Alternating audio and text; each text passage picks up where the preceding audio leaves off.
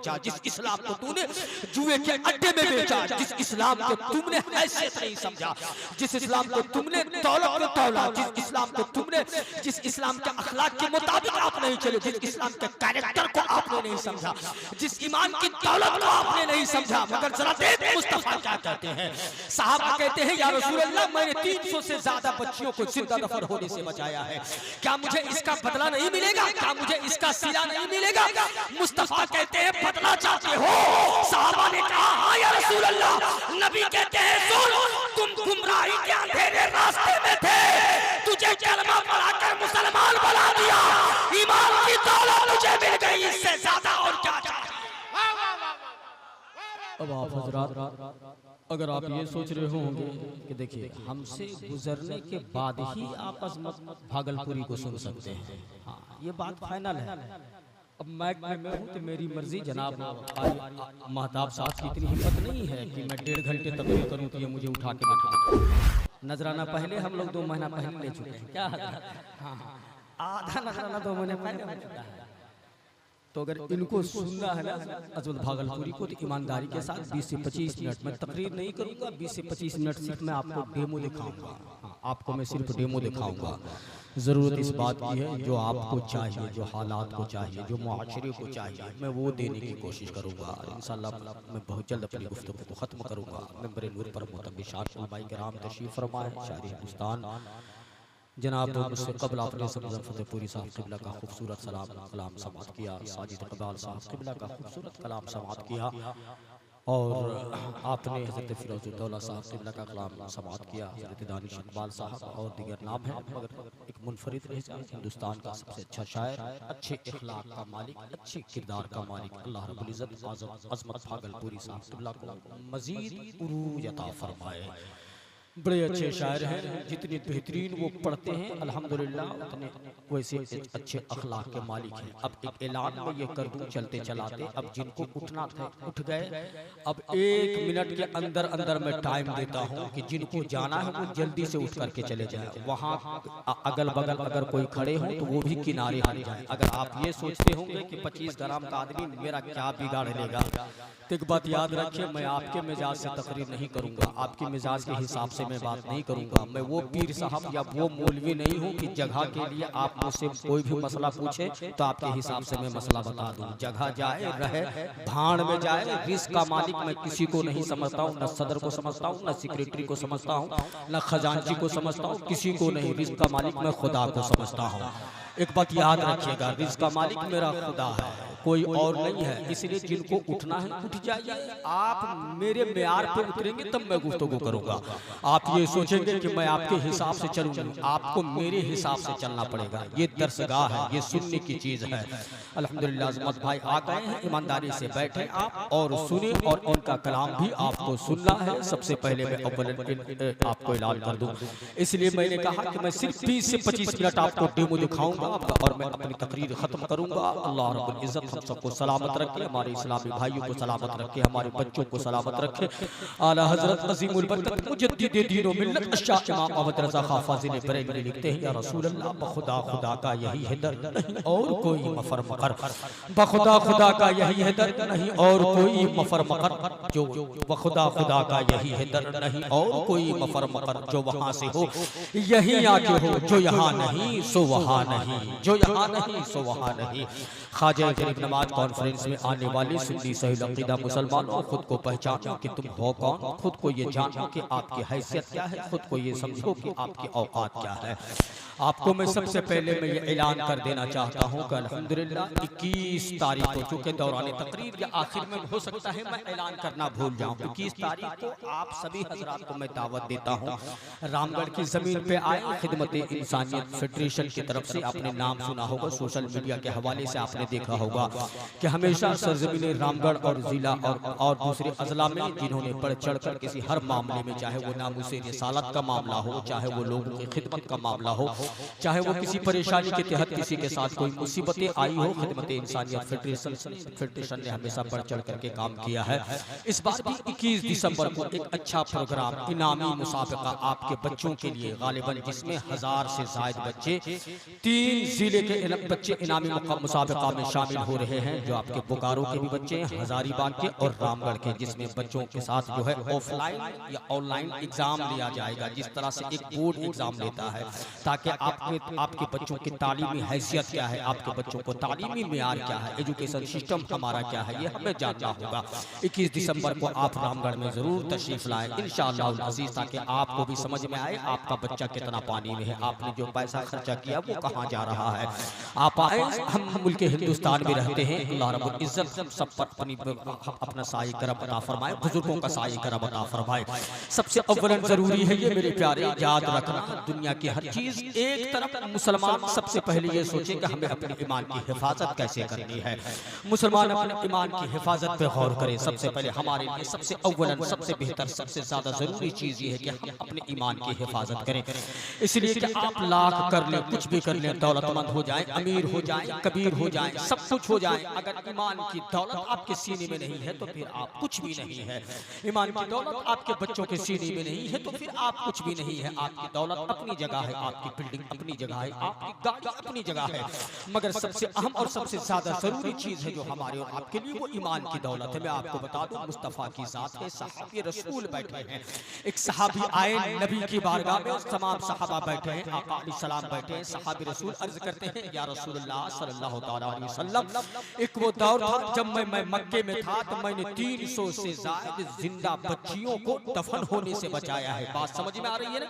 बात समझ में, गौर से सुनिएगा। सिर्फ 20 से 25 मिनट में आपका वक्त लूंगा, आपको डेमो दिखाऊंगा, मैं अपनी जगह लूंगा, इधर उधर ना देखे। मैं मेंबर नूर की उलमाए कराम से भी गुजारिश करूंगा, हुजूर जो आज 60,000 लोग ले रहे हैं ये मेहरबानी आपकी है, 50,000 जो लोग ले रहे हैं ये आपकी मेहरबानी है। मेरा इशारा अजमत भाई की तरफ नहीं है, बहुत अच्छे अखलाक और बहुत अच्छे किरदार के मालिक है।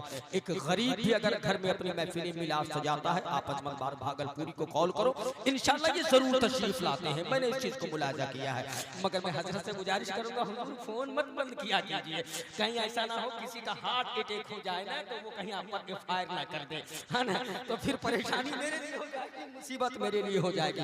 बड़े अच्छे अखलाक और किरदार के मालिक हैं, इसलिए मैं कहता हूँ जरा गौर करना मेरे प्यारे, जरा गौर करना। वो सहाबी रसूल क्या फरमाते हैं? सहाबा ने कहा, या रसूल अल्लाह, मैं जब मक्के में था मैंने 300 से ज्यादा जिंदा बच्चियों को दफन होने से बचाया है।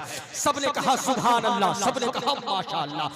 मुस्तफा के लबों पे तबस्सुम आ गई। फिर आका फरमाते हैं, बोल क्या चाहता है? सहाबा ने कहा, या रसूल अल्लाह, मैंने 300 ज्यादा बच्चियों को दफन होने से बचाया है, क्या इसका बदला मुझे नहीं मिलेगा? क्या इसका मुझे कोई सिला नहीं मिलेगा? मेरे बच्चों गौर से सुनना, जवानों गौर से सुनना, जिस इस्लाम को तूने शराब की बोतलों में बेचा, जिस इस्लाम को तूने जुए के अड्डे में बेचा, जिस इस्लाम को तुमने हैसियत नहीं समझा, जिस इस्लाम को तुमने दौलत में तौला, जिस इस्लाम को तुमने, जिस इस्लाम के अखलाक के मुताबिक आप नहीं चले, जिस इस्लाम के कैरेक्टर को आपने नहीं समझा, जिस ईमान की दौलत को आपने नहीं समझा, मगर जरा देख मुस्तफा क्या कहते हैं। साहबा कहते हैं, या रसूल अल्लाह, मैंने 300 से ज्यादा बच्चियों को जिंदा दफन होने से बचाया है, क्या मुझे इसका बदला नहीं मिलेगा? क्या मुझे इसका सिला नहीं मिलेगा? मुस्तफा कहते हैं, बदला चाहते हो? साहबा ने कहा, हाँ या रसूल अल्लाह। नबी कहते हैं, सुन, तुम गुमराही के अंधेरे रास्ते में थे, तुझे कलमा पढ़ाकर मुसलमान बना दिया, ईमान की दौलत तुझे मिल गई, इससे ज्यादा और क्या चाहिए?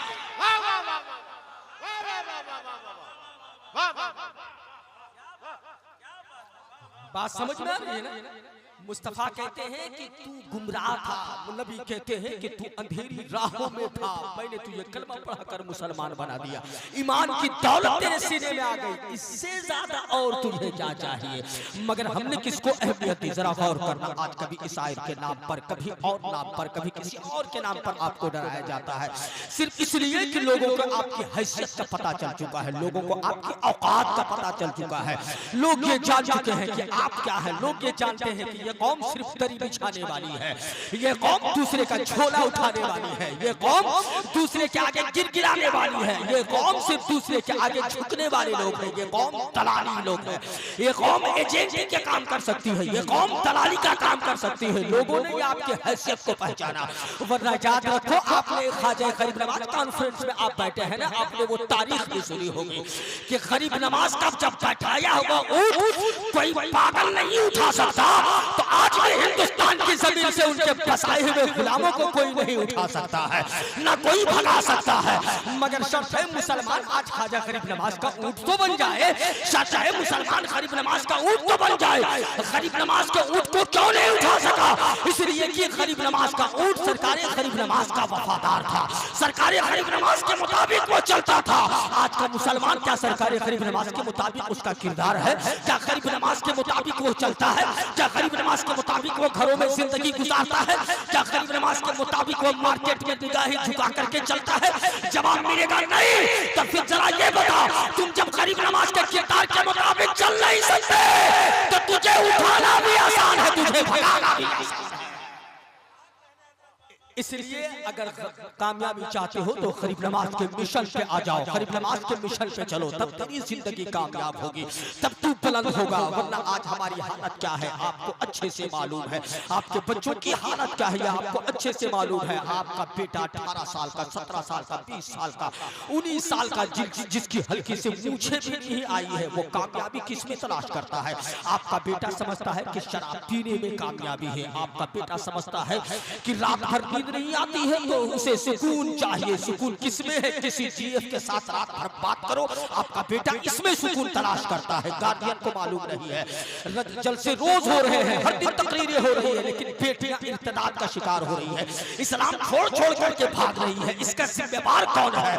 ये भी तो हमें और आपको गौर करना होगा, इस पर भी तो हमें और आपको सोचना चाहिए था, सर जोड़ करके बैठना चाहिए था। बेटा भगेड़ी हो गया है, बेटा कांटा फूटता है, बेटा सिगरेट पीता है, बेटा जुए के अड्डों को आबाद करता है, आज का जवान बदमाशियां करता है। जरा गौर कर मुसलमानों, फिर हमारा किरदार क्या होगा, फिर हमारा कैरेक्टर क्या होगा?